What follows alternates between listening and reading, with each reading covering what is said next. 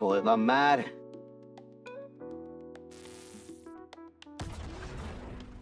Hívtál, Fater? Na végre, hogy itt vagy.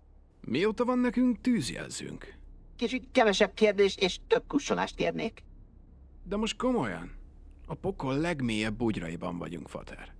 Akkor az állkapcsolati szilánkosra törhetem, már úgyis halott vagy. Jogos. Van egy kis gond. Tudod, a srác, aki helyettesít. Kéne még neki egy kis idő, hogy begyakoroljon. Meg gond lenne, ha még egy kicsit kalandoznál a földön. Persze nem gond, de szívesen vállalnék valami melót is. Sejtettem, hogy fárasztanak a halandók. Gondoltam, hogy ez a kis ajándék segít majd, hogy beilleszkedj közéjük. Az utolsó ajándékod az volt, mikor lehugyoztál a teraszról. Mit szólnál, ha elmennék valahova közösen, Jerry? Persze, simán. Boldog karácsonyt, fiam! Azt hittem, hogy te más vagy. Miről beszélsz? Le lettem húgyozva? Poncser.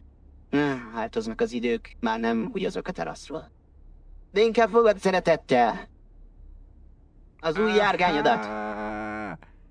Imádom. Ez egy szakadt Suzuki. Ne legyél már ilyen ünneprontó, te kis vérszopó. Ez nem akármilyen Suzuki. Ez egy Suzuki Swift GLX modell.